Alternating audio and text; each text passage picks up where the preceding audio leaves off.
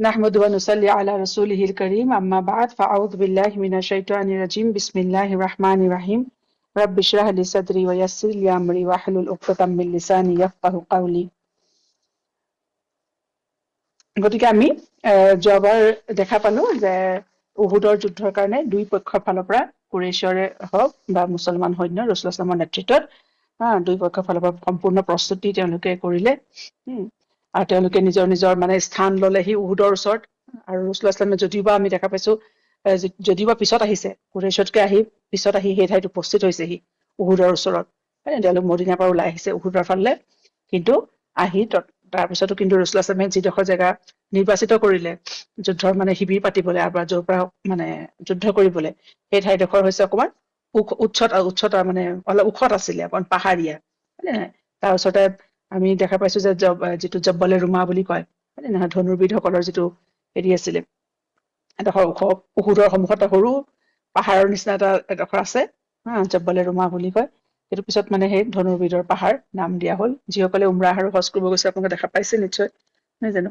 গতিকে তাত ৰাসূলুল্লাহ সাল্লাল্লাহু নিজৰ মানে ধনুৰ্বিদসকলক ৰাখিলে হয় নে আৰু সকলো সৈন্যৰ যিখিনি পজিশ্যন হ'ব তেওঁলোকে সকলোখিনি বুজালে আৰু তাৰপিছতে তেওঁলোকে সেইদিনাখন আছিলে শ্বাৱাল মাহৰ 7 তাৰিখ তৃতীয় হিজৰী গতিকে সকলোখিনি প্ৰস্তুতি চলাই তাৰপিছতে ৰাসূলুল্লাহ সাল্লাল্লাহু হেৰি মানে অপেক্ষা কৰি আছে যুদ্ধ আৰম্ভ হ'বলৈ আৰু সকলোবোৰ মানে দিহা পৰামৰ্শ দিয়াৰ পিছত ৰাসূলুল্লাহ সাল্লাল্লাহু কিন্তু নিজৰ সৈন্যসকলক এইবুলি নিৰ্দেশ দিলে যে যেতিয়ালৈকে ৰাসূলুল্লাহ সাল্লাল্লাহু ফালৰ পৰা কোনো ধৰণৰ নিৰ্দেশ নাপায় বা আদেশ নাপায় যাতে কোনো মানে নিজৰ ফালৰ পৰা আক্ৰমণ আৰম্ভ নকৰে ঠিক আছে তাৰপিছত যথা সময়ত এতিয়া কি হ'ল দুইটা সৈন্য সিফালৰ পৰাও আমি দেখা পাইছো মক্কাৰ হেৰিখিনিও পুৰা চেষ্টা কৰিছে নহয় জানো কেনেকে মুছলমান মানে প্ৰথমতে সিহঁতি নিজৰ সৈন্য বাহিনী পুৰা স্থান নিৰূপণ কৰি ললে সকলো ঠিক ঠাক কৰিলে তাৰপিছত মক্কাৰ ফালৰ পৰা মানে মক্কা বাহিনীৰ ফালৰ পৰা আবু সুফিয়ানৰ ফালৰ পৰা আৰু কিছুমান মানে পদ্ধতি অৱলম্বন কৰিছিলে যাতে মুছলমান সৈন্যখিনিৰ মাজত মানে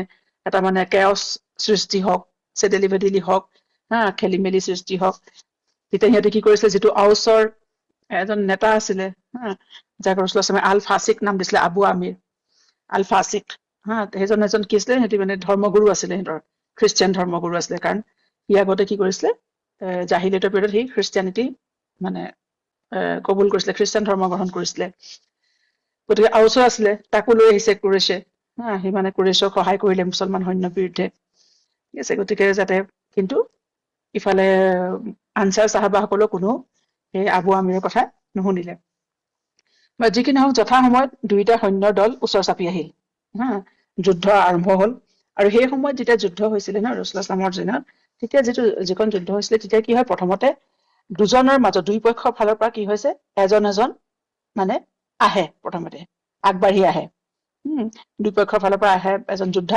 দুজন যোদ্ধা আগবাঢ়ি আহে আৰু তেওঁলোকে সন্মুখাসন্মুখীকে তেওঁলোকৰ মাজত তৰোৱালৰ যুদ্ধ হয় ঠিক আছে এই ধৰণে তেওঁলোকে প্ৰথমতে যুদ্ধ কৰে যিটোক মানে মুবাৰাজা বুলি কয় আৰবীত ঠিক আছে মুবাৰাজা কয় আৰু এই ধৰণে প্ৰথমতে এটি মুবাৰাজাৰ কাৰণে হেতি মানে আগবাঢ়ি আহিলে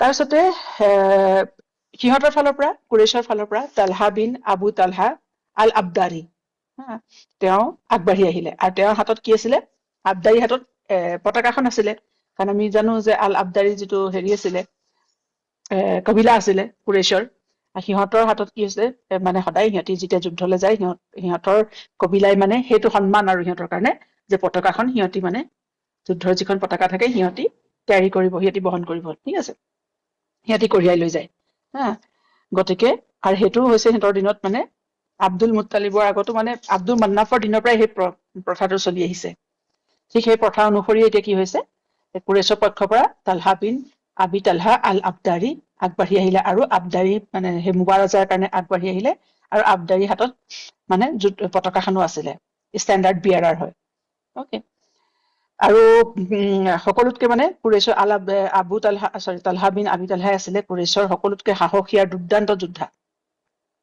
তেওঁক মানে কি কয় এইটো মানে ৰেম অফ দ্য বেটেলিয়ন মানে তেওঁ মানে কি কয় তাৰ মানে ভেড়া মানে হেৰি নিচিনা বুলি কয় তেওঁ খুব সাংঘাতিক যোদ্ধা আছিলে তেওঁ কি কৰিছে তেওঁ উঠি আগবাঢ়ি আহিল আৰু তেওঁ প্ৰথমতে আগবাঢ়ি আহিলে আৰু মুছলমান সৈন্যৰ ফালৰ পৰা মুছলমান সৈন্য পক্ষৰ পৰা কোনোবা এজনৰ যুদ্ধৰ কাৰণে মানে আগবাঢ়ি আহিবলৈ তেওঁ প্ৰত্যাহ্বান জনালে সেইদৰে হৈছিলে আগতে চেলেঞ্জ কৰে এজন আগবাঢ়ি আহে যে তোমালোকৰ মাজৰ পৰা এজন আহা মোৰ লগত কোনে যুদ্ধ কৰিবা আৰু প্ৰথম অৱস্থাত গোটেইখিনি সৈন্য মানে যুদ্ধত হেৰি নহয় ঠিক আছে গোটেইখিনি একেলগে যুদ্ধ নকৰে প্ৰথমতে তেওঁলোকৰ দুই পক্ষৰ মাজৰ দুজন যোদ্ধা আগবাঢ়ি আহি যুদ্ধ কৰে ঠিক আছে গতিকে আবু তালহাৰ সেই হেৰি মানে প্ৰত্যাহ্বানৰ যিটো হেৰি আছিলে তাৰ উত্তৰ দি তাৰ জুবেৰ বিন আৱাম তেওঁ আগবাঢ়ি আহিল আৰু জুবেৰ বিন আৱামে আহি লগে লগে কি কৰিলে মানে তালহাক কোনো সুযোগেই নিদিলে হয় নহয় জুবেৰে একে জাপে কি কৰিছে তালহাৰ যিটো উটত উঠি আছিলে সেই উটত উঠি তালহাক তাৰপৰা নমালে আৰু নিজৰ তৰোৱালে তালহাক হত্যা কৰিলে তালহাই তেওঁলোকিবই নোৱাৰিলে কি হল আৰু ৰসুলাছামে এই মুবাৰাজা তেওঁৰ মানে চাই আছিলে সকলো তেওঁ দেখি আছে তেতিয়া ৰসুলাছামে কৈ উঠিলে শেষত যে আল্লাহু আকবাৰ যেতিয়া দেখিলে তালহাক মানে হত্যা কৰা হল বধ কৰা হল আৰু লগে লগে জুবেৰ ৰাদিয়াল্লাহু আনহুৰ মানে সাফল্যত মুছলমান সৈন্য একেশ্বৰে চিঞৰি উঠিল আল্লাহু আকবাৰ বুলি ৰসুলাছামে ক'লে আল্লাহু আকবাৰ বুলি কৈ উঠিলে আৰু জুবেৰৰ প্ৰশংসাত ৰসুলাছামে কৈছিলে যে ইন্না লিকুল্লি নবিয়্যিন হাৱাৰিয়ান ওয়া হাৱাৰি জুবেৰ যে প্ৰত্যেক নবীৰে এজন হাৱাৰি থাকে এজন সহায়কাৰী থাকে আৰু মোৰ সহায়কাৰী হৈছে জুবেৰ ঠিক আছে হাৱাৰি থাকে আৰু তেওঁ সেইকাৰণে ৰসুলাছামৰ হাৱাৰি বুলি কোৱা হয় এইটো তেওঁৰ এটা ৰসুলাছামে দিয়া এটা সন্মান আছিলে তাৰপিছতে অতি সোনকালে মানে ইয়াৰ পিছতে এই মুবাৰাজাৰ পিছতে অতি সোনকালে যুদ্ধ আৰম্ভ হল এতিয়া দুই পক্ষৰ ফালৰ পৰা মানে সৈন্যসমূহ যিসকল যুদ্ধৰ কাৰণে প্ৰস্তুত হৈ আছিলে সেই সৈন্যসমূহ যুদ্ধত নামি পৰিলে আৰু দুই পক্ষৰ মাজত মানে প্ৰথম অৱস্থাত তয়াময়া যুদ্ধ আৰম্ভ হল একদম সাংঘাতিক যুদ্ধ আৰু এই যুদ্ধত বিশেষকে প্ৰধানত মানে দুই পক্ষৰ ফালৰ পৰাই মানে পতাকাখন কঢ়িয়াই আনে নহয় এজন এজনে আৰু প্ৰধানত সেই ষ্টেণ্ডাৰ্ড বিয়াৰাৰজনৰ আশে পাশে যুদ্ধ মানে ঘনীভূত হব ধৰিলে সেইডোখৰতে এইফালে কুৰেশ্বৰৰ যোনে ধৰক পতাকা কঢ়িয়াই আছে তেওঁকো সকলোৱে এইফালৰ পৰা মুছলমান সৈন্যকে আগুৰি ধৰিছে ঠিক তেনেদৰে মুছলমান সৈন্যৰ ক্ষেত্ৰতো মানে যোনে পতাকাখন কঢ়িয়াই আছে কুৰেশ্বৰ সৈন্য আহি মানে তেওঁকো আগুৰি ধৰিছে গতিকে সেই ষ্টেণ্ডাৰ্ড বিয়াৰৰ আশে পাশে মানে যুদ্ধ কেন্দ্ৰীভূত হব ধৰিলে কাৰণ কেলে সেই পতাকাখন আগতেও কৈছো যে খুবেই মানে গুৰুত্বপূৰ্ণ যুদ্ধ ক্ষেত্ৰত হয় নে যদি পতাকাখন পেলাই দিয়া হয় তেতিয়া মানে কি হয় যাৰ যিটো পক্ষৰ পতাকাখন পৰি যায় সেই পক্ষৰ কাৰণে মানে অলমষ্ট মানে 50% মানে কি হৈছে তেওঁলোক পৰাজিত বুলি ধৰা হয় মানে আকৌ যদি উঠাব নোৱাৰে কাৰণ সেই পতাকাখনেই চাই পেলাই বাকী তেওঁলোকৰ সৈন্যসকলৰ মানে মনোবলটো হেৰি হৈ থাকে তেওঁলোকৰ এনেকুৱা লাগে সৈন্যসকলৰ মনোবল ভাঙি যায় কনফিডেন্সটো তেওঁলোকৰ লুজ হয় যে আমাৰ পতাকা পৰি গল অৰ্থাৎ আমাৰ লিডাৰজন মৃত্যু হল এই ধৰণৰ গতিকে এতিয়া যেতিয়া কুৰেশ্বৰ পক্ষৰ পৰা প্ৰথমতেতো তালহা আহিছিলে হয় নাই ষ্টেণ্ডাৰ্ড বিয়াৰাৰ আছিলে তেখেতৰ যেতিয়া মৃত্যু হল লগে লগে কি হৈছে তেওঁৰ ভায়েক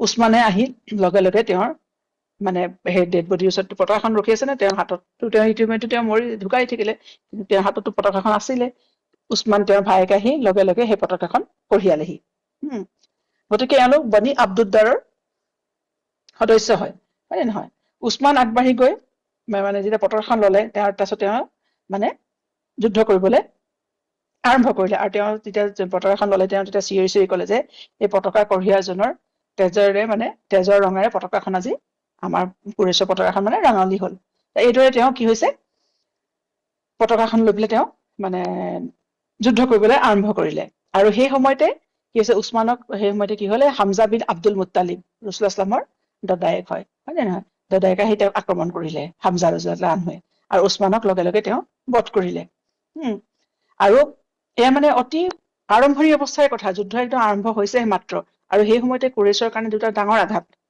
তেওঁলোকৰ দুজন সাহসী বীৰ যোদ্ধাৰ দুইজন পতাকা কঢ়োৱা দুজনৰ তাতে মৃত্যু হয় আচলতে পতাকা যিজনে কঢ়িয়াই ন তেওঁৰ মানে বেছ মানে তেওঁৰ দায়িত্ব থাকে আচলতে একটো তেওঁ মানে আৰু তেওঁৰ মানে ভয়ো বেছি সকলোতকৈ বেছি তেওঁৰে ভয় কাৰণ তেওঁ এখন হাতেৰে মানে যুদ্ধ কৰিবতো নোৱাৰে না এখন হাতেৰে পতাকাখন কঢ়িয়াই থাকিব লাগিব আৰু এখন হাতেৰে তেওঁ শত্ৰুক ৰখাব লাগিব গতিকে এইটো এটা বিৰাট মানে এটা গুৰুত্বপূৰ্ণ দায়িত্ব মানে এটা যুদ্ধ ক্ষেত্ৰত তাৰপিছত গতিকে এতিয়া কি হল যেতিয়া উছমান মানে মৃত্যু হল উছমানৰ তেতিয়া কুৰেশ্বৰ পতাকা দাঙি ধৰিবলৈ সেই একেটা গ্ৰুপৰে একেটা কবিলাৰে মানুহ আকৌ আগবাঢ়ি আহিছে ঠিক আছে আবু ছাদ বিন আবি তালহা তাৰপিছত তেওঁকো হত্যা কৰা হল তাৰপিছত আবু ছাদৰ ভাইকো আগবাঢ়ি আহিলে কিলাব বিন তালহা কাৰণ আগতে আমি পাই থৈছো যে আবু চুফিয়ানে কৈছিলে নে যে বনি আব্দুদ্দাৰক যে তোমালোকে যদি পতাকাখন কঢ়িয়াব নোৱাৰা তেহলে আমাক দি দিয়া আমি হেৰি কৰিম। তেতিয়া সিহঁতি কৈছে নাই, এইটো বস্তু আমি কেতিয়াও দিব নোৱাৰো, এইটো আব্দুল মান্নাফৰ দিনৰ পৰাই এইটো চলি আহিছে, গতিকে আমিয়ে কৰি থাম। গতিকে যেতিয়াই পতাকা উত্তোলন, পতাকা বহনকাৰীজনৰ মানে হত্যা কৰা হয় বা তেওঁ বধ হয়, মৃত্যু হয়, লগে লগে সিহঁতৰ কবিলাৰ পৰাই আৰু এজন আগবাঢ়ি আহে, আগবাঢ়ি আহি সেই পতাকাখন কঢ়িয়াই আৰু তেওঁলোকে যুদ্ধত অংশগ্ৰহণ কৰে। গতিকে এতিয়া তেওঁৰ ভায়েকো আহিলে, আবু ছাদৰ ভায়েক আহিলে কিলাব বিন তালহা, তেওঁক জুবাইৰ বিন আৱামে তেওঁক আক্ৰমণ কৰি হত্যা কৰিলে। তাৰপিছত তেওঁৰ ভায়েক আহিলে। এইদৰে মানে একেখন ঘৰৰে সেই বনি আব্দুদ্দাৰৰে একেখন ঘৰৰে 5জন মানে কি হল সেইদিনাখন মৃত্যুবৰণ কৰিলে। তেওঁলোক 5জনে পতাকা উত্তোলনকাৰী আছিলে। তাৰপিছতে এতিয়া তেওঁলোকৰ ঘৰৰ মানুহ যেতিয়া নাইকিয়া হল, বনি আব্দুদ্দাৰৰ মানে আৰু কেইজনমান সেইটো কবিলাৰে অন্যান্যসকল আগবাঢ়ি আহিলে। তাৰপিছতে কোন আহিলে? বনি আব্দুদ্দাৰৰ পৰা আৰ্তাদ বিন চুৰাবিল বুলি এজন আছে, চুৰাহবিল, তেওঁ আগবাঢ়ি আহিলে। তেওঁ পতাকাখন ধৰিলে, কুৰেশ্বৰ পতাকা, আৰু তেওঁক আলী বিন আবি তালিবে হত্যা কৰিলে, মানে বধ কৰিলে। তাৰপিছতে কিছু কিছু ৰিভাইডত পোৱা যায় যে হামজা ৰাদিয়াল্লাহু তেওঁক বধ কৰিছিলে। বা যি কি নহওক, এইদৰে বনি আব্দুদ্দাৰৰ 10জন যোদ্ধা সিহঁতৰ সেইটো কবিলাৰ পৰা, যোনে সেই পতাকাখন মানে ধৰিব আহে, উঠাই তেওঁলোকে ধৰি ৰাখিবলৈ চেষ্টা কৰে, দাঙি ৰাখিবলৈ, আৰু সেই 10জনৰে কি হৈছে, সেইদিনাখন উহুদৰ যুদ্ধত মুছলমান সৈন্যৰ হাতত তেওঁলোকৰ মৃত্যু হয়। এতিয়া কি হল, আব্দুদ্দাৰৰ ফালৰ পৰা কোনো সদস্য নাথাকিল আৰু পতাকাখন দাঙি ধৰিবলৈ। সিহঁতৰ ফালৰ পৰা গোটেই কেইজনৰে সিহঁতৰ মৃত্যু হল, সিহঁতৰ মানে যিখিনি লিডাৰ আছিলে। এতিয়া সিহঁতৰে সেই বনি আব্দুদ্দাৰৰে এজন মানে কৃতদাস আছিলে, আবিচিনিয়ান ইথিঅপিয়ান মানে এজন দাস আছিলে, তেওঁৰ নামটো আছিলে চাৱাব। তেওঁ আগবাঢ়ি গৈ কুৰেশ্বৰ পতাকাখন দাঙি ধৰে। আৰু এইটো কোৱা হয় যে তেওঁ মানে যিজন দাসজন আছিলে, যে তেওঁ নিজৰ মালিকসকলতকৈ বেছি দৃঢ়তা আৰু সাহসিকতাৰ মানে পৰিচয় দিছিলে সেইদিনাখন যুদ্ধত। সিহঁততকে বেছি মানে দৃঢ়তাৰে যুদ্ধ কৰিছিলে। আৰু তেওঁ সেই যুদ্ধ কৰি গল, আৰু অৱশেষত মানে সেই চাৱাবৰো মৃত্যু হয়। আৰু চাৱাবৰ মৃত্যুৰ পিছত কি হৈছে, আৰু যেতিয়া পতাকাখন তলত পৰি গল, কুৰেশ্বৰ পতাকাখন, তেতিয়া আৰু কোনো আৰু সিহঁতৰ ফালৰ পৰা, কুৰেশ্বৰ ফালৰ পৰা কোনো মানুহ নোলালে সেই পতাকাখন তুলি লবলৈ। ঠিক আছে। তাৰপিছত গতিকে মানে সেইদিনাখন প্ৰথম অৱস্থাত বিৰাট সাংঘাতিক যুদ্ধ হয়। মানে আমি দেখা পাওঁ ন, কুৰেশ্বৰ পৰা যেতিয়া যুদ্ধ কৰিবলৈ আহিছে, সিহঁতৰ মানে কি কয়, ককায়েক ভায়েক বা পিতৃ পুত্ৰ, মানে তেওঁলোকৰ হাতৰ মানে সকলো পৰিয়ালৰ মানে মানুহবোৰৰ মানে মৃত্যু হৈছে, হয় নে নহয়? তাৰপৰা তেওঁৰ হাতৰ পৰা আকৌ এজনে পৰিয়ালৰ আন এজন মানুহে পতাকা লৈ পেলাই গৈছে যুদ্ধ কৰিবলৈ। গতিকে মানে সেইকাৰণে সাংঘাতিক যুদ্ধ হৈছে সেইদিনাখন। গতিকে আৰু এনেকুৱা মানে হেৰি নহয়, মানে প্ৰথম অৱস্থাত মুছলমানসকল মানে তেওঁলোকৰ মানে মছজিদবোৰৰ ওপৰত তেওঁলোকে মানে হেৰিত আছিলে, কণ্ট্ৰলত আছিলে গোটেই যুদ্ধখন মুছলিম সৈন্যৰ। গতিকে তেওঁলোকৰ মানে সন্মুখতে তেওঁলোকৰ মানে পৰিয়ালৰ মানুহ, তেওঁলোকৰ ককায়েক ভায়েকৰ মৃত্যু হৈছে, হয় নে নহয়? আৰু যিটো পক্ষই যাকে হত্যা নকৰক, তেওঁলোকতো সকলো আপোন মানুহেই আছিলে, নহয় জানো? গতিকে সেইদিনাখনৰো যুদ্ধখন আল্লাহ তাল্লাৰ ফালৰ পৰা চাহাবাসকলৰ কাৰণে এটা ডাঙৰ কঠিন পৰীক্ষা আছিলে, হয় নে নহয়? ডাঙৰ পৰীক্ষা, কাৰণ যিসকল কুৰেশ্বৰ মানুহ তেওঁলোকৰ যুদ্ধ কৰিবলৈ আগবাঢ়ি আহিছিলে, সেই সকলো এই চাহাবাসকলৰে নিজৰে আপোন মানুহ, নিজৰে কোনোবা ককায়েক ভায়েক, নিজৰে কাজিন হয়, নিজৰে দদায়েক বোপায়েক হয়। গতিকে এয়া আল্লাহ তাল্লাৰ ফালৰ পৰা এই যুদ্ধখন মানে পৰীক্ষা, মানে এটা কঠিন পৰীক্ষা আছিলে মুছলমানৰ কাৰণে। যি ধৰণে মুশ্ৰিকৰ কাৰণে পৰীক্ষা, মুছলমানৰ কাৰণেও পৰীক্ষা আছিলে, হয় নহয়? গতিকে আল্লাহ তাল্লাৰ দিন প্ৰতিষ্ঠা কৰিবলৈ চাহাবাসকলে কিমান কষ্টৰ সন্মুখীন হব লগা হৈছিলে, কিমান ডাঙৰ তেওঁলোকে পৰীক্ষা দিব লগা হৈছিলে, নে নাই? সেইবাবে আল্লাহ তাল্লাই কৈছে কোৰাণত, যে সূৰা আলি ইমৰানত, যে আম হাছিবতুম আন তুদখিলুল জান্নাতা ওয়ালাম্মা ইয়ালামুল্লাহুল্লাযী জাহাদু মিনকুম ওয়া ইয়ালামাছ সাবিৰিন, যে তোমালোকে ভাবিছা নেকি যে তোমালোকে এনেই জান্নাতত প্ৰৱেশ কৰিবা, যত নেকি আল্লাহ তাআলাই তোমালোকক এতিয়ালৈকে মানে পৰীক্ষা কৰি চোৱাই নাই। তোমালোকৰ মাজত কোনে আল্লাহৰ ৰাস্তাত কোনে জিহাদ কৰিব পাৰা, আৰু কোনে তোমালোকৰ মাজত চাবিৰ হৈ থাকিব পাৰা, কোনে ধৈৰ্য ধৰি স্থিৰ হৈ থাকিব পাৰা আল্লাহৰ ৰাস্তাত পৰীক্ষাত মানে হেৰি হওঁতে, পৰীক্ষা দিওঁতে। গতিকে আল্লাহ তাআলাই মানুহৰ জীৱনত যিমান নিয়ামত দিছে নহয়, পৰীক্ষাও সিমানেই দিছে, সিমানেই কঠিনো হয়। যাক যিমান নিয়ামত বেছি দিছে, পৰীক্ষা আল্লাই সিমানেই কঠিন লয়। বাৰু গতিকে এই যুদ্ধখনো মুছলমানসকল বদৰৰ যুদ্ধ ঠিক তেনেধৰণে আৰু এইখনতো মুছলমানসকল পুৰা প্ৰস্তুত হৈ আহিছিলে ন, যুদ্ধৰ প্ৰস্তুতি চলাই পেলাই আহিছিলে। আগৰখনতো হঠাৎ হ'ল যুদ্ধ। তথাপিও নিজৰ সন্মুখতে নিজৰে পৰিয়ালৰ মানুহক মানে হত্যা কৰা ইমান সহজ কথা নহয়, নহয় বা যি কি নহওক, সেই যি সময়ত পতাকা বহনকাৰীৰ ওপৰত যুদ্ধ মানে অত্যন্ত ভয়াৱহ হৈ উঠিছিল না, সেই সময়তে যুদ্ধস্থলীৰ সকলো ফালে যুদ্ধ অতি ভয়াৱহ হৈ উঠিছিল, সাংঘাতিক। আৰু সেই সময়ত চব মানে আগবাঢ়ি আহিলে আৰু দুইফালৰ পৰা সৈন্যপক্ষ। আৰু মুছলমানসকলে নিজৰ মানে যিটো ইমান আছিলে, নিজৰ যিটো তাৱাক্কুল, আল্লাহ তাআলাৰ ওপৰত যিটো বিশ্বাস, সেই বিশ্বাসৰ জোৰত মুশ্ৰিকৰ মাজতে তেওঁলোক সোমাই গ'ল, তেওঁলোকৰ আগবাঢ়ি গ'ল আৰু মুশ্ৰিকৰ মাজত, সৈন্যৰ মাজত তেওঁলোক সোমাই গ'ল। তেওঁলোকক কোনো বাধা দিব পৰা নাছিল। মানে সেই সময়ত মুছলমান সৈন্যৰ অন্তৰত এটাই মাত্ৰ আশা আছিলে, তেওঁলোকৰ মুখতে হওক বা তেওঁলোকৰ মানে যিটো মনৰ আশা আৰু তেওঁলোকৰ যিটো মানে তেওঁলোকৰ যিটো ধ্বনি আছিলে, সেইটো হৈছে শ্বাহাদত। অৰ্থাৎ তেওঁলোকে মানে শ্বাহাদত লাভ কৰিবৰ কাৰণে তেওঁলোক আগবাঢ়ি আহিছে, তেওঁলোকে মৃত্যুলৈ ভয় কৰা নাছিলে। গতিকে সেইটো কাৰণে তেওঁলোকৰ যিটো মানে এটাই উদ্দেশ্য যে শ্বাহাদত, আমি শ্বাহাদত পাব লাগে। আৰু সেইকাৰণে মুছলমান সৈন্যক মানে আগবাঢ়ি যোৱাত আৰু বীৰদৰ্পে যুদ্ধ কৰাত কোনো বাধা দিব নোৱাৰিছিলে। কাৰণ তেওঁলোকে জানিছিলে যে ৱামা কানা লিনাফছিন আন তামুতা ইল্লা বিইজনিল্লাহি কিতাবাম মুআজ্জালা, যে আল্লাহৰ ইজনৰ বাহিৰে কাৰো কেতিয়াও মত আহিব নোৱাৰে, মৃত্যু আহিব নোৱাৰে। তেওঁলোকৰ এই বিশ্বাস সম্পূৰ্ণ, তেওঁলোকৰ ইয়াৰ ওপৰত বিশ্বাস আছিলে। যদি মানে কোনো যুদ্ধই হওক, কোনো মানে বিপদেই হওক, কোনো বস্তুৱে মানুহক মৃত্যু দিব নোৱাৰে যদি তাত আল্লাহৰ ইজন নাথাকে। মানুহ তাতো বাচি যাব যদি তেওঁৰ মৃত্যু সেই সময়ত লিখা নাথাকে।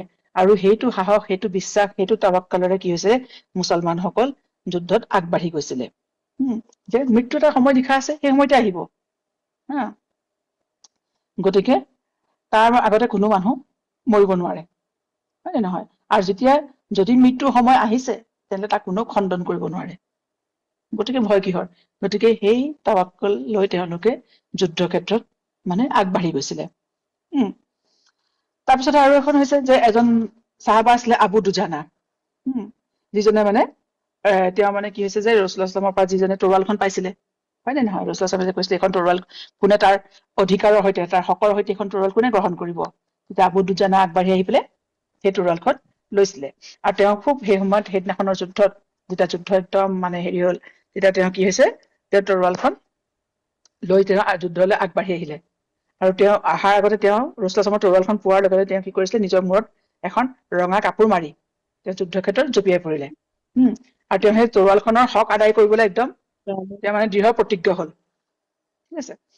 আৰু তেওঁ এফালৰ পৰা, আৰু তেওঁ মানে তৰোৱালখন পাই তেওঁ মানুহজন ইমান উৎসাহিত হৈ গল, আৰু ইমান, এনেতো এজন ভাল যোদ্ধা আছিলে, আৰু এতিয়া তেওঁ আৰু বেছি মানে তেওঁৰ মানে হেৰি হৈ গল আৰু উৎসাহিত হল, আৰু তেওঁ মুশ্ৰিকৰ মাজত সোমাই এফালৰ পৰা আক্ৰমণ কৰি গল। আৰু তেওঁ এই আবু দুজানাৰ বিষয়ে জুবেৰ বিন আৱামে পিছত কৈছে, এই বিষয়ে যে জুবেৰ বিন আৱামে লক্ষ্য কৰি আছে, যে জুবেৰ বিন আৱামে কৈছে, সেই যে হাৱাৰী বুলি কৈছিলো, ৰাসূলুল্লাহ সাল্লাল্লাহু আলাইহি ওয়াসাল্লামৰ হাৱাৰী জুবেৰ বিন আৱাম।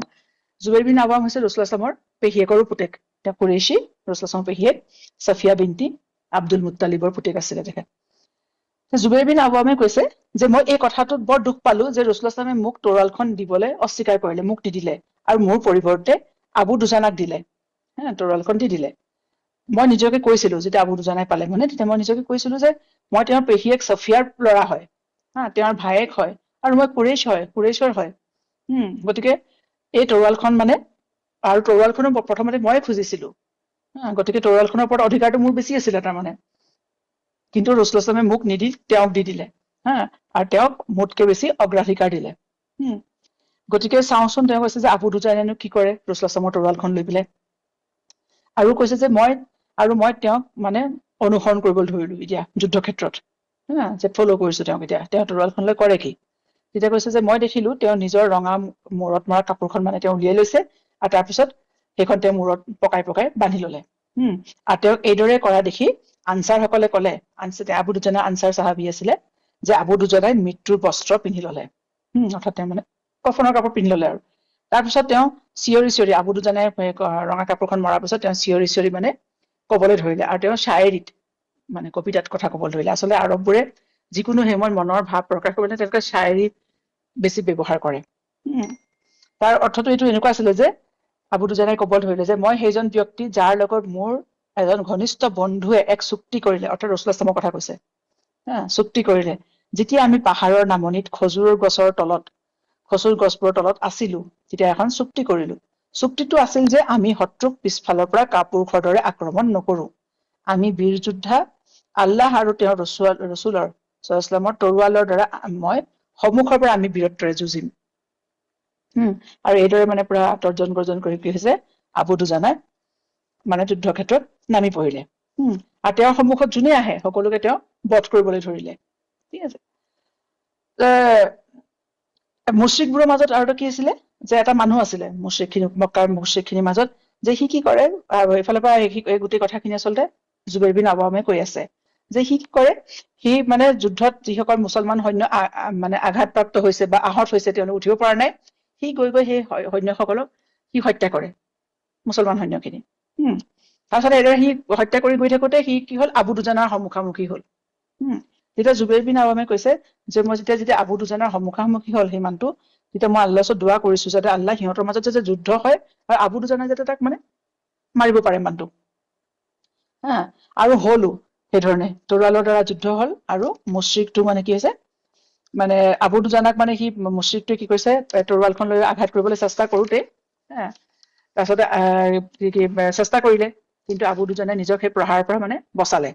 কিন্তু সেই মানুহটোৰ তৰোৱালখন গৈ পেলাই কি হৈছে, আবু দুজানাৰ মানে লেডাৰৰ ঢালখনত খোজ খাই সোমাই থাকিলেগে, ফচি গল। আৰু সেই সুযোগতে কি হৈছে, মুশ্ৰিকটোক মানে আবু দুজানাই তেওঁ তৰোৱালেৰে হত্যা কৰিলে। তাৰপিছত আকৌ সেই তেওঁ কি হৈছে, ঘন যুদ্ধৰ মাজলৈ সোমাই পৰিলে।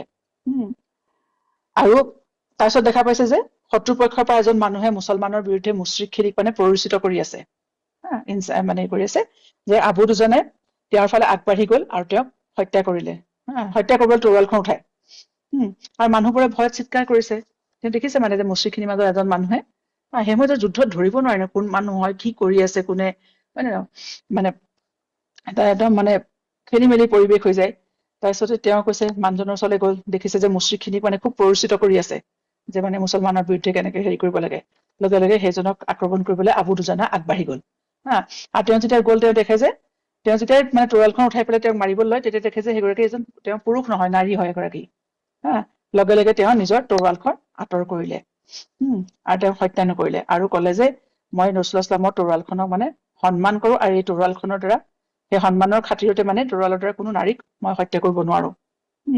গতিকে সেইগৰাকী মহিলা কোন আছিলে, যে তেওঁ আছিলে Hind bin Utba. Hind bin Utba, তেওঁ হৈছে আবু চুফিয়ানৰ পত্নী। গতিকে সেই মানে তেওঁৰ আবু দুজানাৰ তৰোৱালৰ আগত পৰোতেও আবু দুজানাই তেওঁক হত্যা নকৰিলে।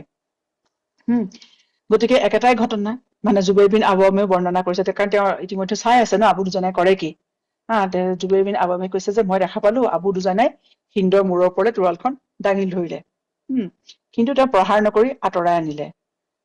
কিন্তু আবু দুজানাই কি হৈছে তেওঁ নাজানে। তেতিয়া জুবাইৰে কৈছে, মই নিজকে কলো আল্লাহ আৰু তেওঁৰ ৰচুলে ভালদৰে জানে, অৰ্থাৎ তেওঁ কি ভাবি এনে কৰিলে তেওঁ আল্লাহ জানে মানে। গতিকে এয়া হৈছে মানে যে আবু দুজানাই ৰাসূলুল্লাহ সাল্লাল্লাহু তৰোৱাল লৈ একদম পুৰা যুদ্ধ ক্ষেত্ৰত তেওঁ নামি পৰিলে।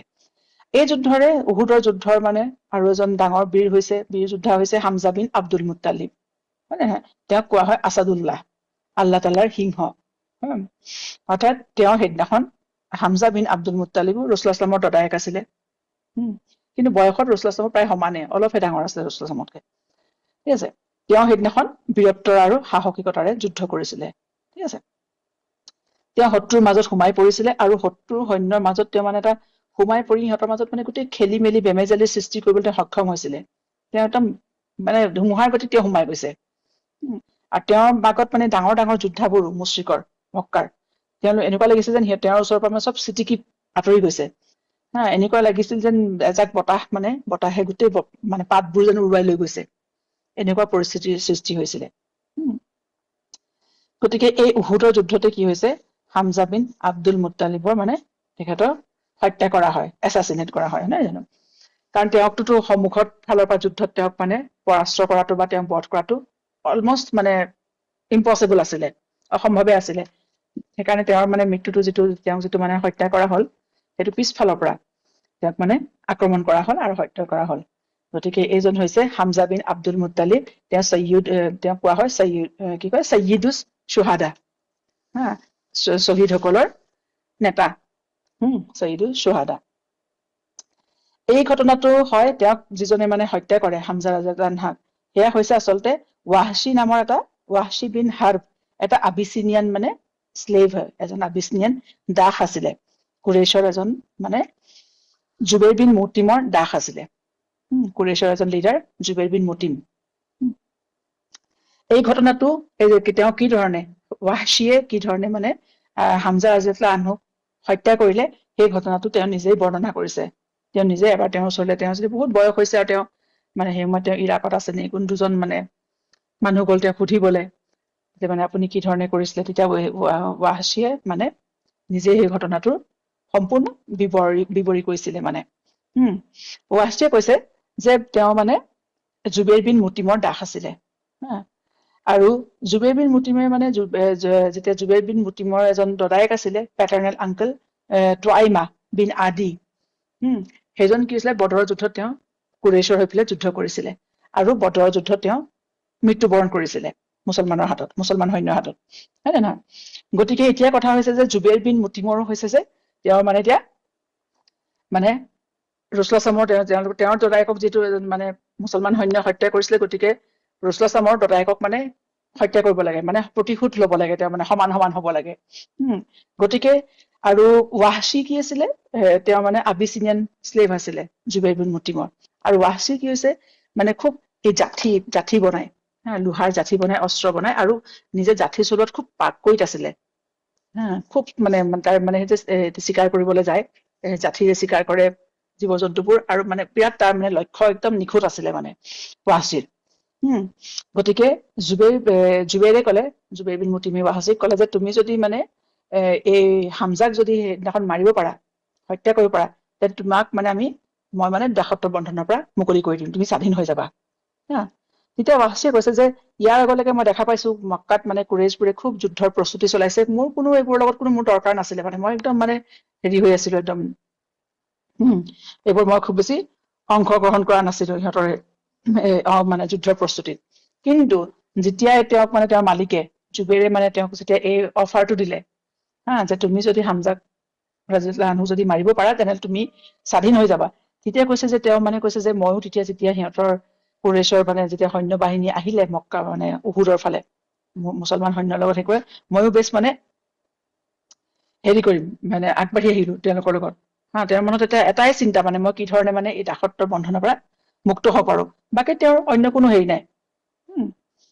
আৰু এইজন জুবেৰ বিন মুতিম হৈছে সেইজন যিজনৰ মানে মুতিম বিন আদিৰ পুতেক, হয় নে নহয়?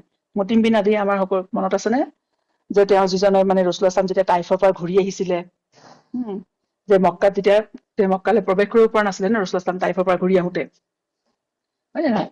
তেতিয়া কি হৈছে, তেওঁ মক্কালৈ খবৰ পঠিয়াইছিলে নাই যে মোক কোনে মানে সুৰক্ষা প্ৰদান কৰিব, কিন্তু মক্কাৰ পৰা কোনো তেওঁক সুৰক্ষা দিবলৈ মানে বহুত মানে কুৰেইছৰ নেতা আছিলে, সিহঁতি সাহস কৰিব পৰা নাছিলে, বা কিছুমানে ইচ্ছা কৰা নাই, বহুতে যাৰ ৰসুল লগত ভালো আছিলে, কিন্তু তেওঁলোকে ৰসুল সুৰক্ষা প্ৰদান কৰিবলৈ সাহস কৰা নাছিলে। সেই সময়তে এই মুতিম বিন আদি তেওঁ নিজৰ গোটেই কবিলাৰ যিখিনি ডেকা ল'ৰা আছিলে, সৈন্য আছিলে, সিহঁতক লৈ আহি ৰসুল মানে সুৰক্ষা প্ৰদান কৰিছিলে, আৰু তেওঁৱে ৰসুল মক্কাত প্ৰৱেশ কৰাত সহায় কৰিছিলে, হয় নহয়?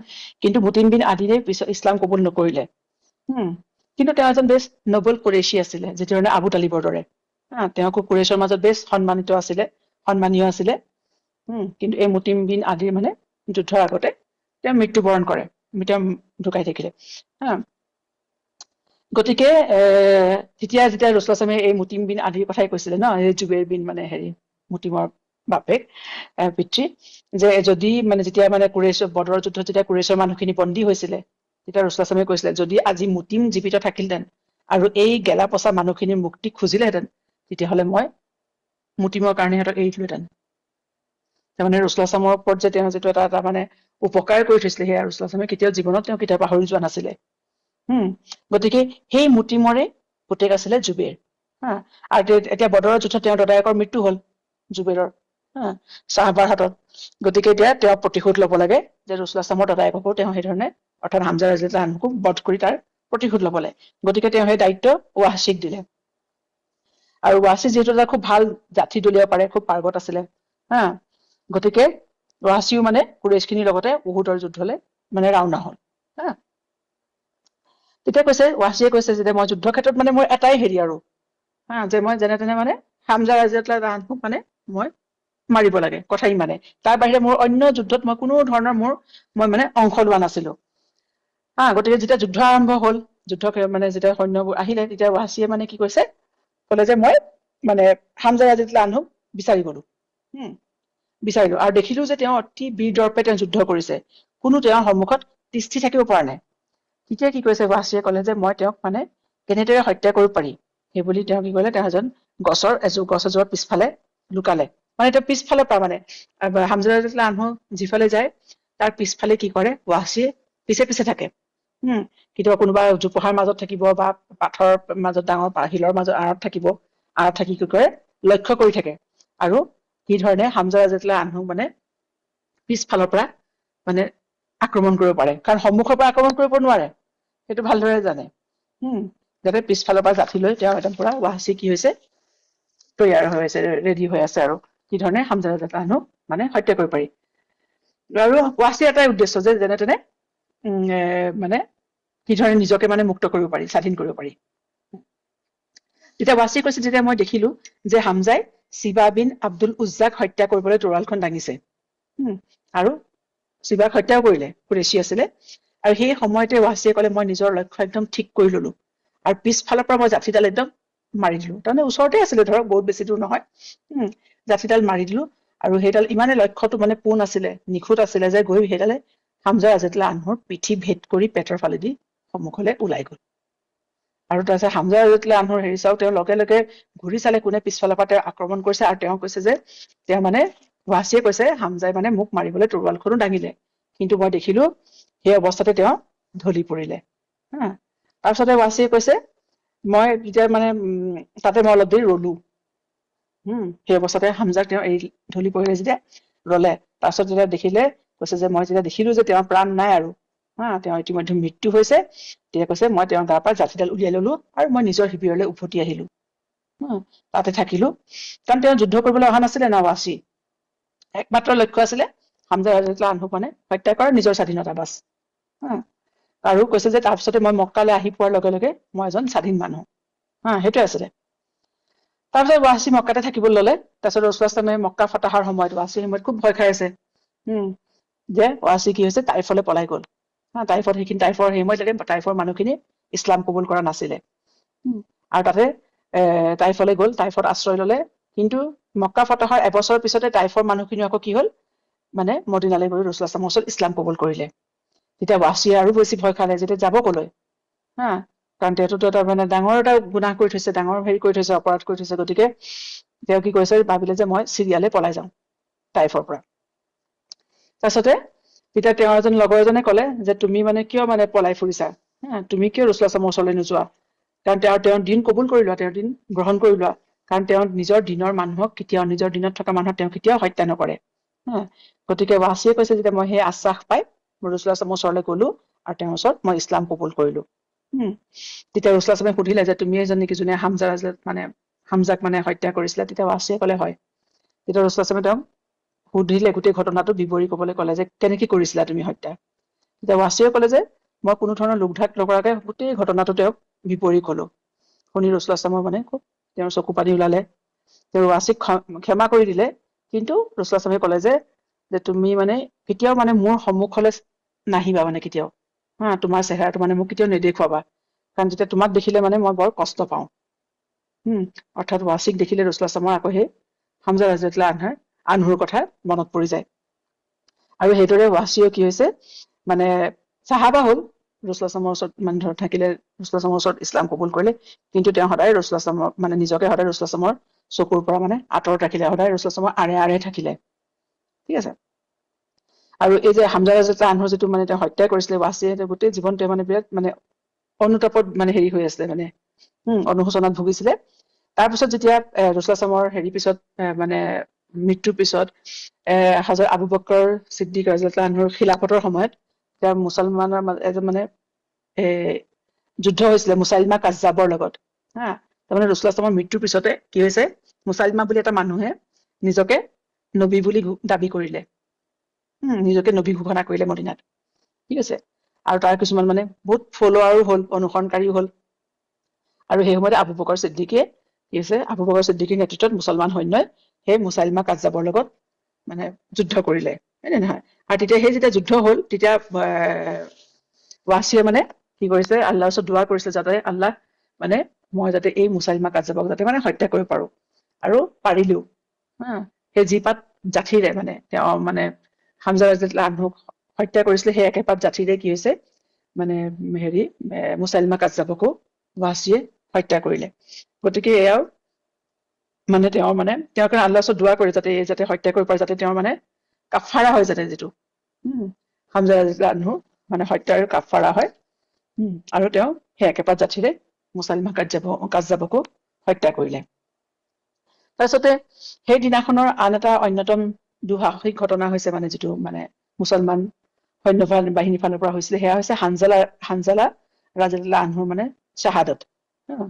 হানজালা, তেওঁক কোৱা হয় হানজালা গাছিলুল মালাইকা, অৰ্থাৎ ফিৰিস্তাসকলে তেওঁক গোচল দিছিলে তেওঁৰ মৃত্যুৰ পিছত।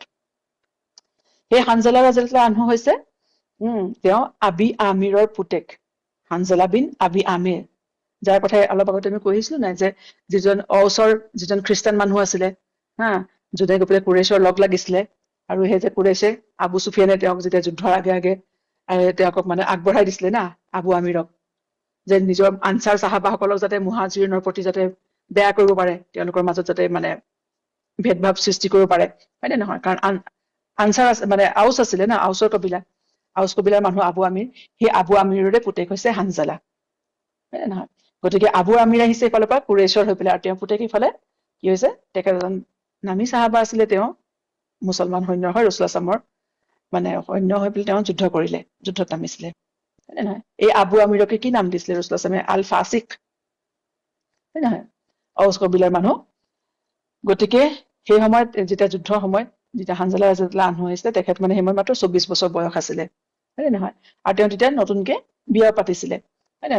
আৰু জিহাদৰ যেতিয়া ৰাসূলুল্লাহ সাল্লাল্লাহু আলাইহি ওয়াসাল্লামে জিহাদৰ কাৰণে যেতিয়া মুছলমান সৈন্য মদিনাত যেতিয়া তেওঁ আহ্বান জনালে জিহাদত অংশগ্ৰহণ কৰিবলৈ, যুদ্ধত অংশগ্ৰহণ কৰিবলৈ, তেওঁ প্ৰথম আহ্বানতে তেওঁ আগবাঢ়ি ওলাই আহিলে, তেওঁ, হয় নে নহয়? আৰু সেইদিনাখন উহুদৰ যুদ্ধৰ দিনাখন তেওঁ আবু চুফিয়ানক, কুৰেশ্বৰ যিজন নেতা, একেবাৰে ওচৰ পাইছিলেগে, আৰু তেওঁ অলমষ্ট মানে আবু চুফিয়ানক হত্যা কৰিবলৈ লৈছিলে, কিন্তু আচলতে আল্লাহ তাআলাই তেওঁৰ কাৰণে মানে শ্বাহাদত থৈছিলে, হয় নে নহয়? তেওঁ যি মুহূৰ্তত মানে আবু চুফিয়ানক মানে মাৰিব লৈছে, সেই মুহূৰ্ততে এজন মানে কুৰেশ্বীৰ শ্বাদ্দাদ বিন আল আসৱাদ তাত আহি উপস্থিত হল, আৰু তেওঁ হানজালা ৰাদিয়াল্লাহু আনহুক হত্যা কৰিলে। গতিকে তেওঁৰ মৃত্যুৰ পিছত মালাকাইসকলে তেওঁক মানে গোচল দিছিলে, যেতিয়া তেওঁক দফনৰ সময়ত মুছলমান চাহাবাসকল যেতিয়া তেওঁক দফনৰ সময়ত দেখিলে যে তেওঁৰ চুলিৰ পৰা পানী নিগৰি আছে, তেতিয়া ৰাসূলুল্লাহ সাল্লাল্লাহু আলাইহি ওয়াসাল্লামে ক'লে যে এওঁক মালাইকাই গোচল দিলে, আৰু সেইকাৰণে তেওঁক গাছিলুল মালাইকা বুলিও কোৱা হয়, হানজালা ৰাদিয়াল্লাহু আনহু। তাৰপিছতে প্ৰথম অৱস্থাত কি হৈছিলে, যদিও বা হামজা ৰাদিয়াল্লাহু আনহুৰ মানে তেখেত শ্বহীদ হল, হয় নে নহয়? কিন্তু মুছলমান সৈন্যৰ কাৰণে এটা ডাঙৰ লছ আছিলে, কিন্তু সেই সময়ত মুছলমান মানে সৈন্যৰ হাতত মানে যিটোখন যুদ্ধ, উহুদৰ যুদ্ধৰ সম্পূৰ্ণ কন্ট্ৰলটো মুছলমানৰ দখলত আছিলে, মুছলিম সৈন্যৰ দখলত আছিলে। আৰু সেইদিনাখন বৰিষ্ঠ চাহাবাসকল যেনে আবু বকৰ হওক, আলী ৰাদিয়াল্লাহু আনহু, উমৰ ৰাদিয়াল্লাহু আনহু, Zubair bin Awam, Musab bin Umair, Talha bin Ubaidullah, Abdullah bin Jahsh, Saad bin Abi Rabi, হয় নে নহয়, আনাছ বিন আন-নাদাৰ, এইসকল চাহাবাই অতি বীৰত্বৰে যুদ্ধ কৰিছিলে, আৰু তেওঁলোকৰ এই যুদ্ধৰ ফলত মানে মুছলমানসকলে সেই বীৰত্বৰে যুদ্ধ কৰাৰ ফলত কি হৈছে, যুদ্ধৰ পৰিণতি সম্পূৰ্ণ মুছলমানৰ দখলত আছিলে, মুছলমানৰ কবলত, হয় নে নহয়? মুছলমানসকল মানে জিকি আছিলে, আৰু এই মুছৰিক সৈন্যবোৰৰ মাজত এটা ভয়ৰ সৃষ্টি হৈছিলে, আৰু সিহঁতি ইফালে সিফালে মানে পলাবলৈ আৰম্ভ কৰিলে, সিহঁতি চেদেলি ভেদেলি হৈ গৈছিলে। আৰু মুছলমান সৈন্যৰ এই যে মানে যুদ্ধৰ যিটো মানে কন্ট্ৰলটো আছিলে, তাত মানে কি হৈছে, যিসকল যে সেই ধনুৰ্বীৰসকলৰ এটা মানে অৰিহণা আছিলে, যথেষ্ট অৰিহণা আছিলে। ৰাসূলুল্লাহ সাল্লাল্লাহু আলাইহি ওয়াসাল্লামে যে জবলে ৰুমাৰ ওপৰত যে ধনুৰ্বীৰসকলক 50 জন ধনুৰ্বীৰক যে তাত থাকিবলৈ ক'লে না, তেওঁলোকক তাত মানে হবলৈ ক'লে, তেওঁলোকক ৰখাই থৈ আহিছিলে যে তোমালোকে মানে যিসকল অশ্বাৰোহী আহিব, আক্ৰমণ কৰিবলৈ কুৰেশ্বৰৰ ফালৰ পৰা সিহঁতক ৰখাবা। আৰু তেওঁলোকেও সেই ধৰণেই তেওঁলোকে সেই অশ্বাৰোহী সৈন্যক মানে তেওঁলোকে ৰখাইছিলে। গতিকে প্ৰথম অৱস্থাত আমি দেখা পাওঁ যে মুছলমানসকল যুদ্ধত জিকি আছিলে। গোটেই সেই সময়ত যুদ্ধৰ ক্ষেত্ৰত গোটেই হেৰিটোৰ মানে পৰিস্থিতিটোৰ কণ্ট্ৰল মুছলমানৰ হাতত আছিলে, মুছলমান সৈন্যৰ হাতত। এই মক্কাৰ যিখিনি অশ্বাৰোহী সৈন্যদল আছিলে খালিদ বিন ৱালিদৰ নেতৃত্বত, আৰু সেই আবু আমিৰ আল ফাছিকৰ সহায়ত এই তাহাঁতি বাৰে বাৰে মক্কাৰ অশ্বাৰোহীখিনি মানে যিখিনি হৰ্চমেন আছিলে সিহঁতি বাৰে বাৰে মুছলমান সৈন্যক সিহঁতি আক্ৰমণ কৰিবলৈ চেষ্টা কৰে। কিন্তু প্ৰত্যেকবাৰে কি হৈছে, এই ধনুৰ্বিদসকলে সিহঁতক বাধা দিয়ে। আৰু এইদৰে ধনুৰ্বিদসকলে যিসকলে সেই জবল ৰুমৰ ওপৰত আছিলে ধনুৰ্বিদসকল, তেওঁলোকে তিনিবাৰ মানে খালিদ বিন ৱালিদৰ সেই চেষ্টা তেওঁলোকে তিনিবাৰ বিফল কৰে। গতিকে এই ধনুৰ্বিদসকলৰ মানে পাৰদৰ্শিতা, তেওঁলোকৰ প্ৰচেষ্টা, তেওঁলোকে যিটো মানে তৎক্ষণাত তেওঁলোকে যিটো মানে হেৰি লয়, সিদ্ধান্ত লয়, তাৰ ফলতে কি হৈছে, সেইদিনাখন তেওঁলোকে মানে মক্কাৰ যিখিনি সৈন্য বাহিনী সিহঁতক মানে মুছলমান সৈন্য আক্ৰমণ কৰাৰ পৰা বাৰে বাৰে বাধা দিয়ে, সিহঁতৰ চেষ্টা বাৰে বাৰে বিফল কৰে। অৰ্থাৎ প্ৰথম অৱস্থাত মুছলমানসকল মানে জিকি আছিলে। তাৰপিছতে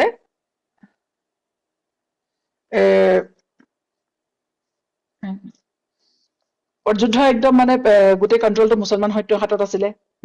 আৰু এতিয়া মুশ্ৰিকবোৰক মানে সিহঁতৰ এতিয়া মানে এটা মানে হেৰি হৈ গ'ল, কাৰণ সিহঁতৰ অলৰেডি সিহঁতৰ যে আমি কৈছো নহয় যে সিহঁতৰ যিখিনি পতাকা বহনকাৰী আছিলে 10জনকে বনি আব্দুদ্দাৰৰ মানুহ বধ হল, হত্যা হল, মৰি থাকিলে, হয় নে নহয়? গতিকে সিহঁতে মানে যেনি তেনি মানে মুশ্ৰিকৰ মানে কুৰেশ্বৰ সৈন্যবোৰ নেতাবোৰ যেনি তেনি পলাবলৈ ধৰিলে। সিহঁতি নিজৰ লাজ অপমান চব পাহৰি গল, আৰু চব পাহৰি নিজৰ গৰ্ব চব পাহৰি সিহঁতি খালি নিজৰ জীৱনৰ ভয়ত মানে সিহঁতি পলাবলৈ ধৰিলে। আৰু সিহঁতৰ পতাকাখনো ক'ত পৰি আছে কোনো খবৰ নাই। সিহঁতৰ মানে এতিয়া কিছুমানে দেখিছে যে সৈন্য বাহিনী ভৰিৰ গছকত সিহঁতৰ পতাকাখন পৰি আছিলে ভৰিৰ তলত, কিন্তু কাৰো সাহস নহল যে সিহঁতি গৈ পেলাই নিজৰ পতাকাখন উঠাব আৰু মানে তাক দাঙি ধৰিব। গতিকে এনেকুৱা পৰিস্থিতি এনেকুৱা হৈছিলগে যেন মক্কাৰ মানে 3000 সৈন্যই মক্কাৰ 3000 সৈন্যই মানে কি কয় যেন 30,000 মানে শত্ৰু সৈন্যৰ লগত মানে 30,000 সৈন্যৰ বিৰুদ্ধে যুদ্ধ কৰি আছে, য'ত নেকি মুছলমানৰ মাত্ৰ 700 সৈন্য আছিলে। কিন্তু এনেকুৱা লাগিছিল যেন 3000 সৈন্যই 30,000 সৈন্যৰ বিৰুদ্ধে যুদ্ধ কৰি আছিলে। গতিকে যুদ্ধৰ এনেকুৱা এটা মানে অৱস্থাতো যুদ্ধখন উপনীত হৈছিলে, হয় নে নহয়? গতিকে ইবনে ইছাহাকে কৈছে যে আল্লাহ তালাই মুছলমানৰ কাৰণে নিজৰ সহায় পঠিয়ালে আৰু নিজৰ প্ৰতিশ্ৰুতিও আল্লাহ তালাই পূৰণ কৰিলে। যে আল্লাহ তালাই কৈছিলে নে তোমালোকে মানে আল্লাহৰ ৰাস্তাত তোমালোকে জিহাদ কৰা, আল্লাহৰ ৰাস্তাত তোমালোকে কাম কৰা, চেষ্টা কৰা, আল্লাহ তালাই সহায় কৰিব, আল্লাহ সহায় পঠিয়াব। আৰু মানুহৰ প্ৰচেষ্টা যিমান ডাঙৰ হয়, গতিকে মানুহৰ প্ৰচেষ্টা যিমান ডাঙৰ হয় আল্লাহও যিমান বেছি হয়, আল্লাহৰ ফালৰ পৰা সহায়ো সিমান বেছি আহে। গতিকে মুছলিম সৈন্যইও মুশ্ৰিক খিনিক খেদি পঠিয়াবলৈ মানে সফল হৈছিলে, আৰু সিহঁতৰ শিবিৰৰ পৰা বাহিৰলৈ খেদি পঠালে। গতিকে প্ৰথম অৱস্থাত আমি দেখা পাওঁ যুদ্ধৰ প্ৰথম অৱস্থাত যে মুশ্ৰিক খিনি যে পৰাজিত হৈছে তাত কোনো সন্দেহ নাছিলে। সিহঁতি পৰাজিত হৈছে। আৰু এই ঘটনাটোৰ বিষয়ে আব্দুল্লাহ ইবনে জুবেৰেও কৈছে যে তেওঁৰ পিতৃ জুবেৰ বিন আৱামৰ পৰা শুনিছে যে জুবেৰ বিন আৱামে কৈছে যে সেইদিনাখন মই দেখিছিলো কিদৰে হিন্দ বিন উতবা, সেই যে আবু চুফিয়ানৰ ঘৈণীয়েক হিন্দ বিন উতবা আৰু তেওঁৰ দাসীসকল আৰু অন্যান্য কুৰেশী মহিলাসকল কিদৰে সেইদিনাখন পলাইছিলে। আৰু তেওঁলোকক বন্দী কৰাৰ পৰা আমাক বাধা দিবলৈ কোনো নাছিলে সেইদিনাখন। অৰ্থাৎ মানে সেইদিনাখন কোনো মানে সিহঁতৰ মহিলাসকলৰ সুৰক্ষাৰ কাৰণেও কোনো কুৰেশী মানে সেইদিনা আগবাঢ়ি অহা নাই। চবেই মানে নিজৰ জীৱন লৈ নিজৰ হেৰি লৈ পলাবলৈ চেষ্টা কৰিছে আৰু যে মহিলাসকলৰ সুৰক্ষাৰ কাৰণেও আগবাঢ়ি আহিব সৈন্যসকল, তেনেকুৱা কোনো ধৰণৰ মানে হেৰি দেখা নাছিলে মুছলমান সৈন্যই। সহিহ বুখাৰীতো এই বিষয়ে আছে, আল বাৰা বিন আজিবে কৈছে যে আমি যুদ্ধ কৰিছিলো, আৰু সিহঁতি মানে অৰ্থাৎ কুৰেশবোৰ মক্কাবাসী পলাবলৈ আৰম্ভ কৰিলে, আৰু আমি দেখা পালো যে সিহঁতৰ যিখিনি মাইকী মানুহ আছিলে সিহঁতি পাহাৰৰ ফালে দৌৰিছে। অৰ্থাৎ সেই সময়ত প্ৰথম অৱস্থাত কি হৈছিলে, যুদ্ধৰ কণ্ট্ৰল সম্পূৰ্ণ মুছলমানৰ দখলত আছিলে। আৰু কুৰেশবোৰ কি হৈছে, সিহঁতি চেদেলি পেদেলি হয়, সিহঁতি খালি পলাবলৈ আৰম্ভ কৰিছে, সিহঁতি পলাইছে। আৰু সেই সময়তে আচলতে কি হল, যেতিয়া মুছলমান সৈন্য মানে আশ্বস্ত হৈ গল যে সিহঁতি পলাইছে যে আমি জিকিলো যুদ্ধত, নহয় যুদ্ধত জিকিলো, তেওঁলোকো অলপমান মানে হেৰি হৈ গল আৰু আকৌ মানে কি ক'ম ৰিলেক্স হৈ গল মুছলমান সৈন্যখিনিও। তেওঁলোকে মানে কাৰণ এতিয়া আৰু তেওঁলোকক আক্ৰমণ কৰিবলৈ কোন নাই, কুৰেইশখিনি অলৰেডি পলাই গৈছে, আৰু সেই সময়তে তেওঁলোকে মানে চাগে দেখিলে মানে যিবোৰ হেৰি আছে